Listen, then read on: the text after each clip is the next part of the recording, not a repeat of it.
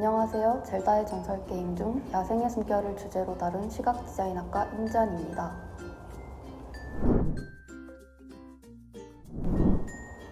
좋아하는 게임 중 하나인 젤다의 전설. 그 중에서도 제작 당시 가장 최신 게임이었던 야생의 숨결을 소개해 보겠습니다.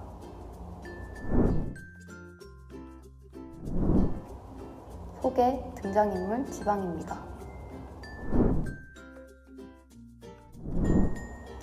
여러 개의 지방입니다. 각 지방은 특성에 따라 사는 주민들의 생김새와 주거 구역의 특징, 사는 생물 등이 다르게 나타납니다. 모험이 주 컨텐츠인 게임에서 이런 다양한 특성의 지방이 모험을 더욱 즐겁게 해주기 때문입니다. 안녕하세요. 이매진 드래곤스를 주제로 다룬 시각 디자인학과 장선아입니다.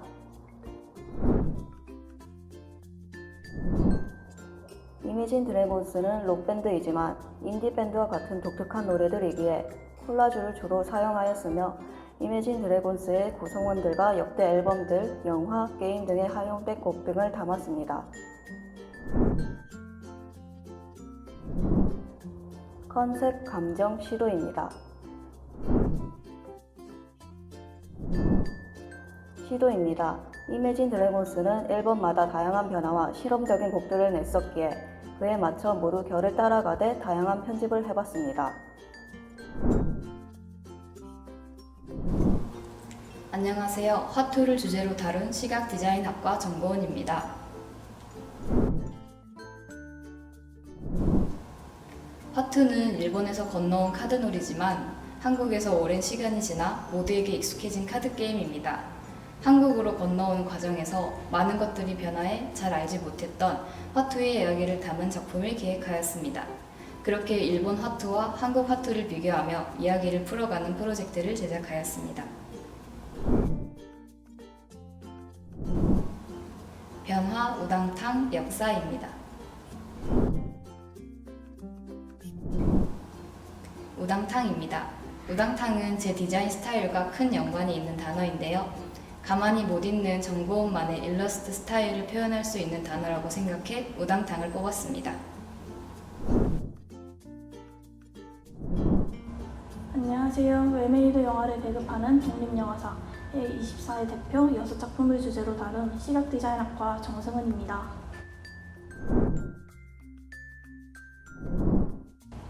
A24 사이트를 응용한 인터페이스를 큰 틀로 잡아 각 영화의 개성에 따른 변화를 주었습니다. 6작품들의 소개와 집중할 오브제에 대한 설명, OST 플레이리스트 순으로 진행하여 영화에 대한 이목도를 높이고자 하였습니다. 모던, 디지털, 오브제입니다.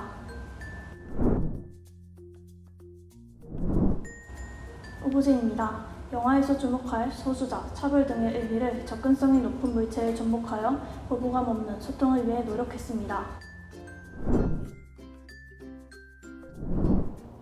안녕하세요. 모네를 주제로 다룬 시각 디자인학과 정채림입니다.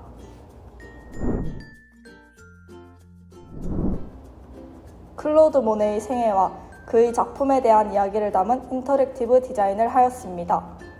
모네의 명작 탄생 배경과 비하인드 스토리, 그리고 그를 기리기 위한 박물관과 생가를 소개하며 모네 특유의 유화 기법으로 마치 작품 속에 빠진 듯한 착각을 불러일으킵니다.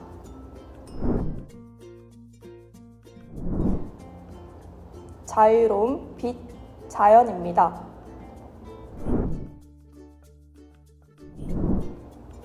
빛입니다. 모네는 같은 장소라도 빛에 따라 달라지는 색채의 변화를 포착하여 작품에 신비롭게 담아냈다는 특징이 있기 때문입니다. 안녕하세요. 소울메이트 영화를 주제로 다룬 시각 디자인학과 정혜주입니다.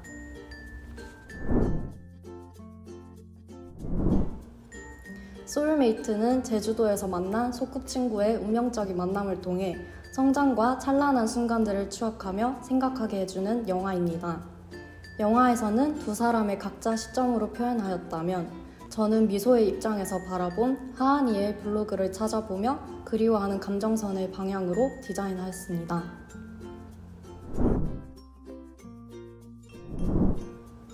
우정, 희생, 블로그입니다.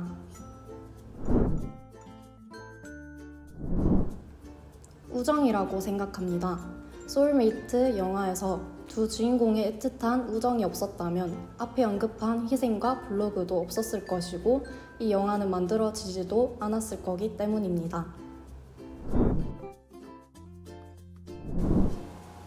안녕하세요. 팀 버튼을 주제로 다룬 시각디자인학과 조혜진입니다.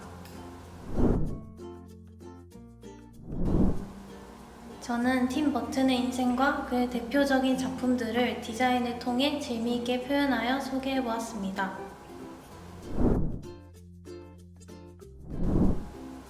저의 작품 관련 키워드 3가지는 괴짜, 레드, 외톨이입니다. 이 중 가장 중요한 키워드는 괴짜입니다. 팀버튼 감독을 생각하면 가장 먼저 떠오르는 대표적인 이미지이고 괴짜라는 키워드를 중심으로 디자인해 보았기 때문입니다.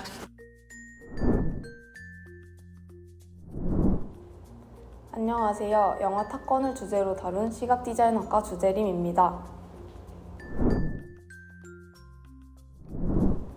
저는 미합 중국 해군 항공대의 이야기를 주제로 한 영화인 탑건을 주제로 인터랙티브 디자인을 진행하게 되었습니다.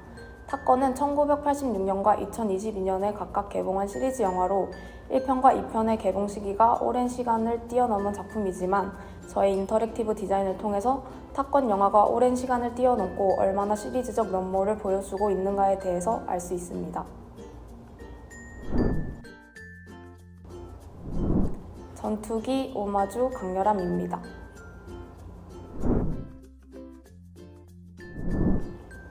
오마주입니다. 탑건 영화에서의 오마주는 1986년의 탑건과 2022년의 탑건 관객을 이어주는 매개체이기도 하고 영화에서 제일 중요한 요소이자 이 시리즈를 가장 잘 연결시켜주는 요소이기에 이러한 오마주를 통해서 영화 탑건을 가장 빛나게 만들었기에 오마주를 선택하게 되었습니다. 안녕하세요. 루이비통을 주제로 다룬 시각디자인학과 한예나입니다. 루이비통은 프랑스의 하이엔드 명품 패션하우스로 그들만의 모노그램 패턴을 만들어내 많은 사랑을 받은 브랜드입니다. 더불어 고급 문화와 스트릿 문화를 절묘하게 조화시켜 많은 협업을 내 진취적인 모습을 보여준 브랜드입니다. 이 작업물도 위 개념에 따라 디자인해 보았습니다. 진취적, 모노그램 패턴, 콜라보 3가지입니다. 진취적입니다. 브랜드로서 모노그램 패턴과 계속된 콜라보 또한 중요하지만 그들이 진취적이었기에 얻을 수 있는 결과물이라 생각해 진취적을 선택했습니다. 안녕하세요. 영화 다크나이트 트릴로지를 주제로 다룬 시각디자인학과 허재영입니다.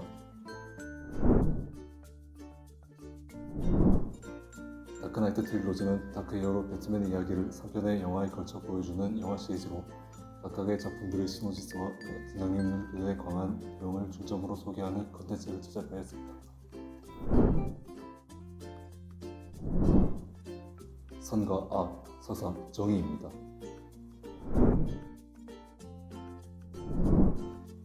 시리즈 전체를 아우르는 주제인 선과 악의 대립에 대한 철학과 메시지를 가장 중요하다고 생각하였습니다.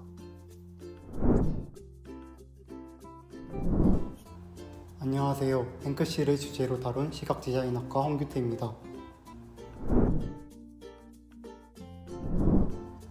뱅크시는 대부분의 인적사항이 정체불명인 그래피티 아티스트입니다. 그는 그의 작품에 다양한 정치적, 사회적 문제를 다룹니다. 그렇게 현대 예술계에서 가장 영향력 있고 논란이 많은 존재로 알려져 있습니다.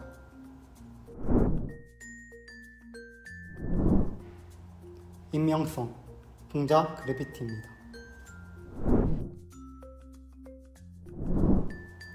익명성입니다. 뱅크시는 익명성을 통해 사람들의 시선을 걱정하지 않고 작품에 충실히 이행할 수 있었으며 권력자들의 보복에 대한 두려움 없이 정치적, 사회적 메시지에 충실할 수 있었기 때문입니다.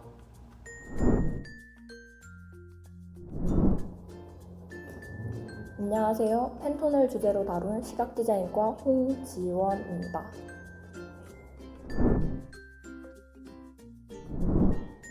팬톤을 주제로 진행하였습니다. 팬톤의 역사, 기술, 팬톤의 유니버스까지 전체적인 팬톤의 흐름을 짚어보았습니다.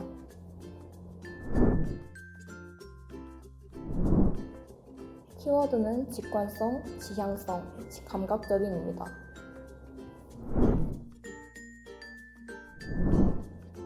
감각적인입니다.